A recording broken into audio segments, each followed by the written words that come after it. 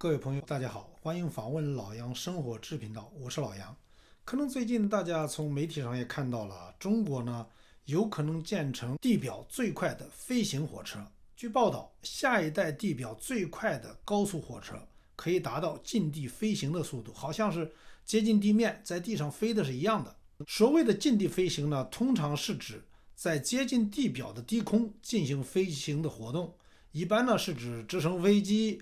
那么小型的飞机或者呢其他航空器，这种飞行呢通常与观光、勘察、军事、培训等活动相关。在飞行过程中飞行器会维持相对较低的飞行高度，以便更好地观察地面或执行特定的任务。但是下一代的高速火车也能够达到近地飞行的速度。当然了，它实际上不是飞行了喽。为了研发下一代的高速火车，那么首先呢，我们需要建造一套超高速低真空的管道磁悬浮交通系统。这是一种全新的先进的交通技术概念，其核心呢是通过在管道中建立低真空环境，结合磁悬浮技术和超高速的运输，实现高效、快速、安全的交通。这一概念的实验线通常指的是用于验证这一技术的实验性的轨道系统。实验线的建设旨在测试和验证超高速低真空管道磁悬浮交通系统的可行性，以及各项技术在实际运行中的表现。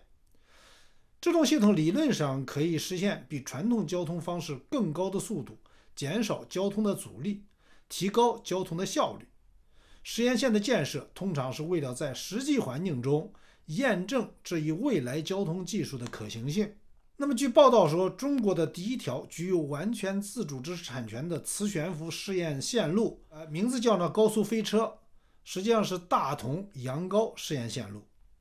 这条线路已完成其主体工程的一期工程。据快科技报道称，这项目前世界上在建的最长最大的全尺寸超高速低真空管道磁悬浮运输系统实验线路，它的设计速度可以达到每小时1000公里以上的近地飞行速度。该项目在世界范围内创造了许多第一。据介绍呢，这款高速飞行火车的全称是低真空管道磁悬浮高速飞行火车。这种新一代的运输车在全封闭的真空管道中进行磁悬浮运输，可实现每小时1000公里以上的近地飞行。但是呢，在正式运营前，需要对测试线上的进行速度测试，对整条线路进行综合论证测试，完成全尺寸系统耦合集成验证，从而确保高速提速的安全性。那么如果该项目正式启动呢，从上海到杭州一般只需要9分钟的时间，现在普通的高铁呢需要1.5到2个小时。那么从上海到北京的时间呢，可以从现在的4.5到6个小时缩短到只需要1个小时。所以说将来呢，大家可能就不需要坐飞机了，因为飞机你要提前到飞机场去等待，那么要安检也花很长时间。那么坐了飞机从北京到上海也是需要2个多小时，上海的飞机场了以后往往在郊区，所以说到市中心你要坐1个多小时的地铁，所以说非常麻烦。如果坐高铁的话，你提前15分钟到达火车站就可以了。高铁如果只有1个小时，从北京高铁站到上海高铁站，这样呢就会方便得多。那么整个人的这种生活的节奏、工作的节奏都会有一些明显的提高。这实际上呢，大家将来可以拭目以待，中国的高铁发展呢可能会远远超过其他西方国家。到目前为止呢，英国的第一期的高铁说是10年建成。现在科技发展这么快，10年前的计划到10年后呢，可能这个计划已经落后了，已经过时了。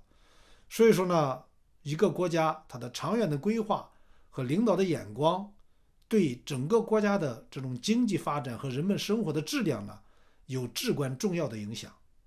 好了，今天呢就给大家简单聊在这里，谢谢大家收看。如果你还没有订阅我的频道的话，请你一定记着点击下边的订阅按钮，开启小铃铛，这样你就不会错过任何新的视频了。谢谢你的收看。